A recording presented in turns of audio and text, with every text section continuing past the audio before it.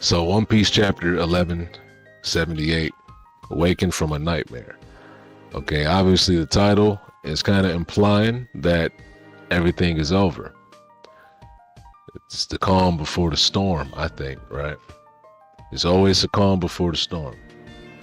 But the chapter starts out with Luffy carrying Usopp and Brook back over to Frankie and the rest of the crew, because we got Frankie and Sanji standing on pieces of Killingham. You know, they still got him separated. Jinbei's holding his head still, and Luffy's going back into the fight. He tells him to stay out because Loki might get reckless, right? They're gonna get caught up in Loki's wrath. So Imu starts talking about how some years ago there was a ship of giants spotted at sea, and it was an especially giant captain, and they shrouded themselves in deep mist. And at the same time that rumor was out, there was also a rumor of some giant flying creature over the seas. And Imu said, okay, so the dots are being connected. He's implying that whatever crew of giants that was running around at sea attacking the Navy ships, which most likely could be, what are they called? I always get the name wrong. Galileo? I'm gonna say Galileo. Nah, it's Galileo, Galileo, I don't know, whatever. But the giant crew, right, that made ships, the shipwright crew, he could be talking about that. Now, the first thing I thought of was the fact in the flashback that we had, how he had Harold, Imu had Harold at sea, shrouded in mist. The fact that he had him doing that, that's the first thing I thought of. It was an immediate connection, but obviously he's talking about something else. He would have just said outright, I had your father at sea doing things for me like this. He would have just been talking shit in that way, right? But he wasn't. He was talking about some other thing, and he said some years ago in the translation for Viz. So is that like an exaggeration, or is that an understatement, I should say, right? Is it really like, was it really a long time ago, or was it really just some years ago, right? Maybe 50 years ago? How long ago is he talking about? We don't know. But Luffy goes in for the attack, and Imu leaves Gunko's body, starts trying to Dome Reverse Luffy and Loki. But apparently they already knew it wasn't going to work. They suspected it wasn't going to work, still wanted to try it anyway. Luffy and Loki just smacks the tendrils off of them and keeps fighting. Now, it could be, I feel like the reason they could be immune to this is because of the nature of the devil fruits. I don't think it's directly the connection of the will of D or something like that, because Rox was a D.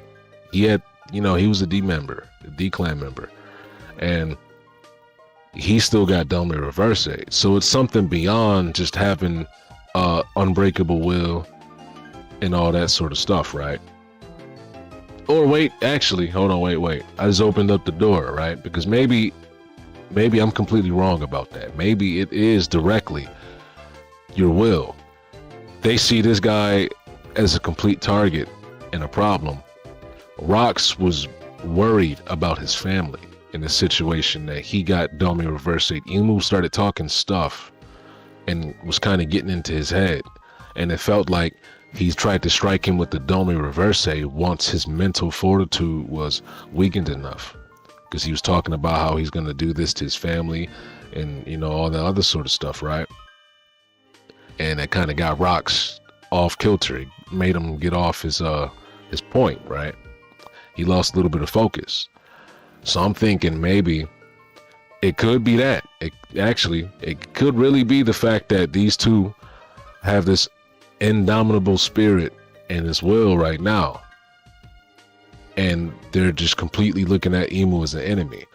Or it could be the devil fruits they have, the devil fruits and who they reflect in history, like Joy Boy and Nika for Luffy, and then for Loki it's the Needhog and whatever giant in history was connected to that, it could have been the god of war of Elbaf, right? Elbaf himself. But whatever it is, I feel like we're gonna definitely find out later, and it probably is not just their will and mindset, right? I think that's a big part of it, but I think it's a little deeper than that. You know, that opens up the question too. Could Roger have been Dome Reverse? Would it just not work on him? You know, like there's too many questions popping up from Dome Reverse all of a sudden now, right? So yeah, that's my little speculation on that. But we need an answer, because I'm leaning towards more of the devil fruit thing and who they're reflecting in history, like, you know, Joy Boy and whoever the heck Loki reflects exactly. Whatever ancient giant he is the mirror of in history, right? It could be that, but I don't know. Anyway, so Loki hits Gunko with the Nibelheim hammer attack, right? Freezes her in a giant block of ice. Luffy realizes that he didn't get enough hits in, but before he could even finish that sentence, he went back into old man Luffy and got tired. Okay, so he's gonna need some food now. I don't know when he's gonna get it, but Gear 5th is done for now. Okay, and now I was always wondering, like, when he fights Emu, I need to see him do a bunch of Gear 5th stuff. But as soon as he got into the fight with the big enemy, he gets tired. That's that type of stipulation on a power when it comes to these animes and stuff, right? In these manga, it can feel like a double-edged sword sometimes. Because, I mean, well, it's also like smart for the writer. It gives the writer room. It's not super restricting, right? So the writer can pick and choose the convenient times for when a character gets tired. It feels like we've seen Luffy maybe do more before he's gotten tired when he was an egghead, right? It seems like he did multiple attacks back to back. He went giant and some. And then he got tired a little bit later. It can feel like now for some people that he got tired a little sooner, right? He didn't really do too much attacking. Loki was doing all the attacking. He threw one Gatling and then got tired. So I can understand when people don't really like the convenience of it. But it's also smart writing, right? You have to write the main character or somebody out of a fight sometimes in all sorts of ways. For Luffy, it can always be that same reason for why he's written out of a fight. He ran out of energy. Like in earlier arcs, when he wasn't as strong, he would get lost, right? Before the main battle happens, he gets lost on the way there. So Zoro and Sanji, they're struggling, fighting Enel, and Luffy's just like trapped inside of a snake until he finally gets out of the snake and can just completely deal with Enel, right? So stuff like that happens all the time. You get written out of the part of the story. But we got the rest of Elbaf trying to put the fire out, right? And the Giants are starting to talk about how, well, they're talking about how all they have to do is kill and hit them hard enough to knock the curse off of them. But if they didn't hit them hard enough, they'll get back up. And while they're talking about this, because there's still a bunch of them left, we got Chopper running in, smacking people right before Zoro could do anything. And they made a joke out of the fact that all I have to do is hit them, I don't know why, and it cures their demonic power. And Zoro says, is it because you're such a good doctor? And everybody just went with that. They said, oh yeah, it must be that. Yeah, good job. Because he's a good doctor, right? Now, knowing Oda, he might just keep it at that. I said it earlier that maybe this is the confirmation that his devil fruit is what was believed to be a cure-all mushroom, right? The legends and rumors of a cure-all mushroom being something that exists, right?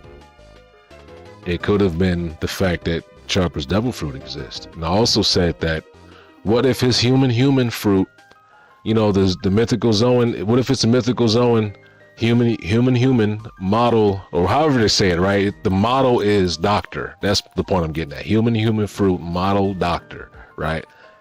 He has a human devil fruit, mythical Zoan model doctor. What if it's just that simple? His devil fruit, his human fruit is the model of a doctor or a healer, right? Healer, a human fruit sage type. What if it's something that simple? Because the idea of the devil fruit the cure-all mushroom, existing, the idea of that existing, gave birth to a devil fruit that is exactly that thing. Vegapunk once said that devil fruits are the manifestation of human dreams and desires and whatnot, right? So what if this whole time, the people who dreamt of this, the doctors that dreamt of this fruit existing, this mushroom, this mushroom existing, oh, there has to be a cure-all devil, I keep saying devil fruit when I mean just mushroom. There has to be a cure-all mushroom out there. The cure-all mushroom exists. You know, everybody's talking about it. Chopper heard about it when he was a kid, right? Not knowing that he ate the cure-all mushroom, but it was a devil fruit. And that's like the answer everybody has been saying, and I thought it was too obvious. But what if that really is just it? They're making they're making light of this so much that it feels like they kind of give you the answer right there. Chopper's doing it because he's a good doctor. Why is he a good doctor? Because he has this devil fruit, maybe. I don't know. Maybe it doesn't even have anything to do with the devil fruit. It's just because he's a doctor. And when he hit them with the intention of healing them, right? Who knows? But I thought this was funny because we might only get this joke as an answer. They might not ever talk about Chopper being able to do this again. Okay, especially since it doesn't work on people like Luffy. So it might not even work on him. I thought Luffy would be the one just smacking him once, and because he's Nika and all white, that would somehow affect it. We haven't seen him actually directly interact with a Dome Reverse person yet, so there's still a chance that could happen with Luffy. But I thought Chopper smacking them and I'm just making a joke out of it. Pretty crazy. So now we get to the other parts of the Elbaf, right?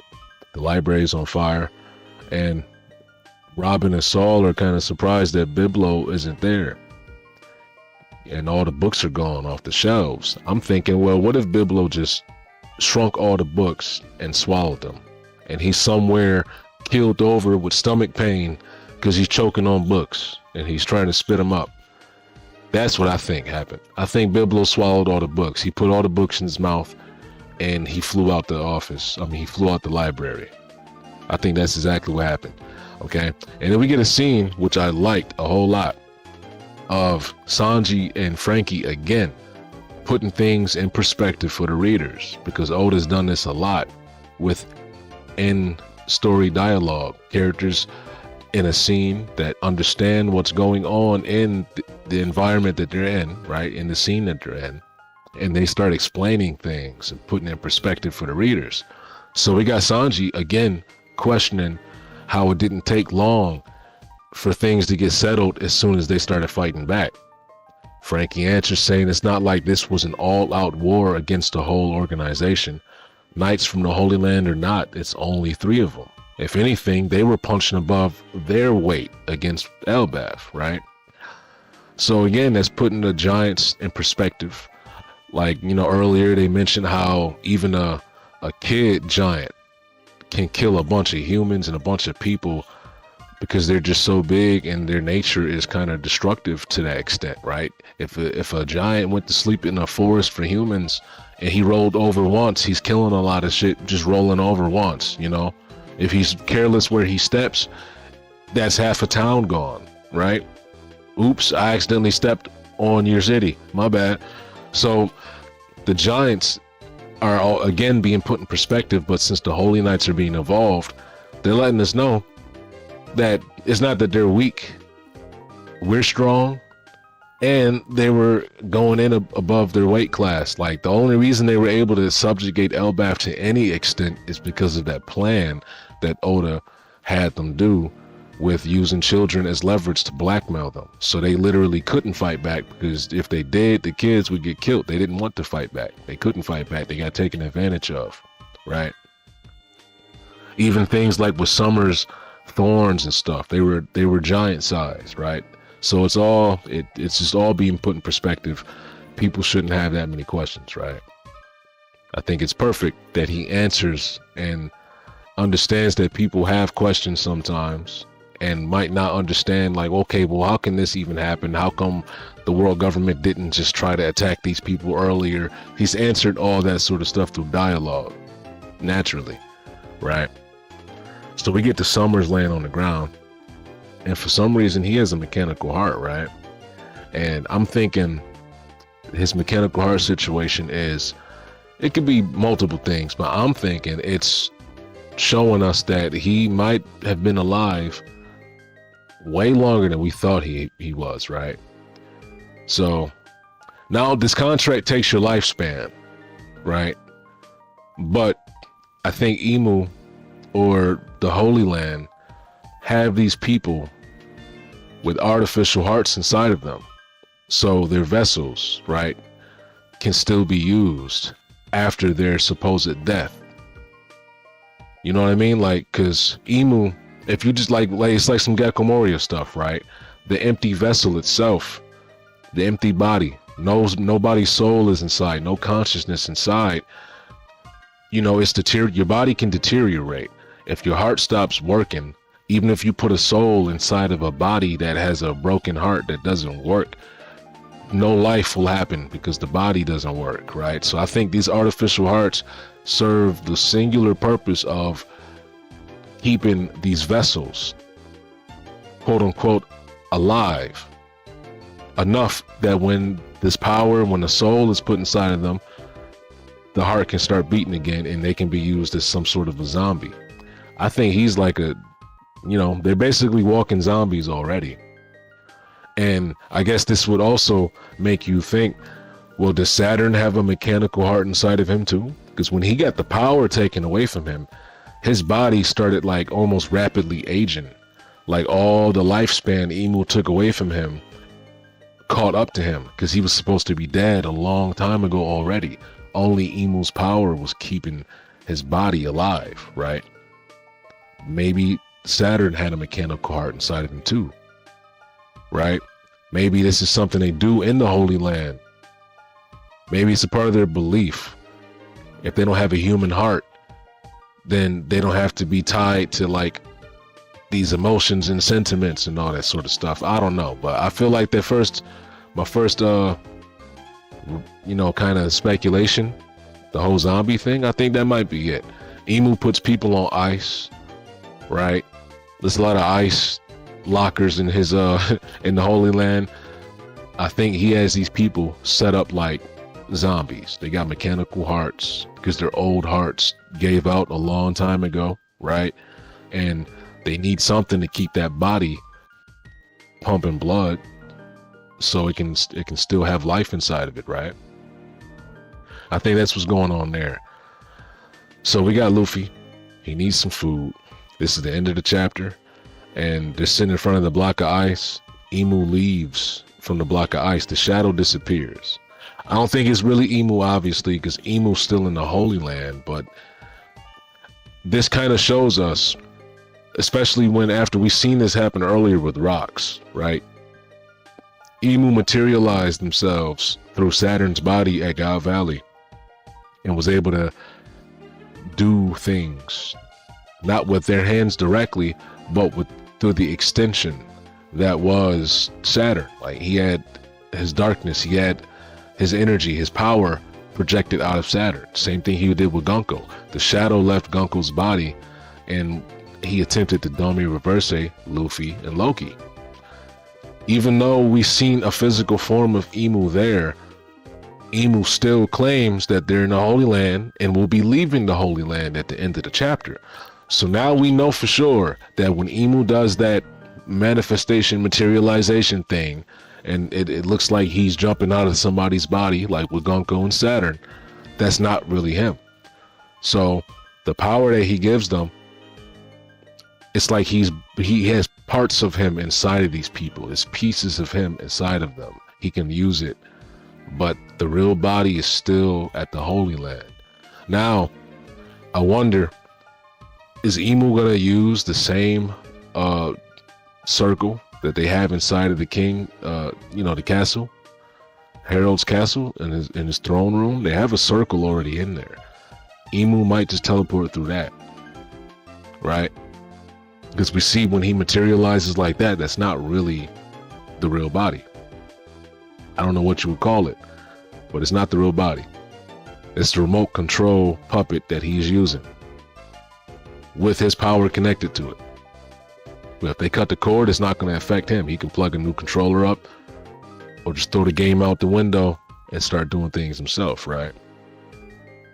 So Imu's leaving the Holy Land, and we're finally going to see Imu in action, face to face with Luffy and Loki. Now maybe they might try to Domi reverse them again since they're in person. Maybe it's not working at all. Just period, point blank period. Either way, we're gonna get more dialogue directly from Imu talking about possibly Nika, Joy Boy, the God of War Elbaf, and all sorts of other stuff. Maybe he mentions Ors. Ors' his father, like the first giant, right? We're gonna get some information about the history of the Void Century or things before the Void Century. It's inevitable. If Oda has Imu pull up in person and we don't get any more lore drops, I'll be surprised. He almost tried to do it here. Imu just didn't get to finish any of his sentences because they were attacking him. If he does that again, Imu starts saying something real profound and Luffy just punches him in the face and we don't get to hear it. He says, oh, just like Joy Boy, you are, and then gets hit in the face. And then now we never hear the full sentence. I'll be mad. I'm not gonna lie to you. But let's see what happens.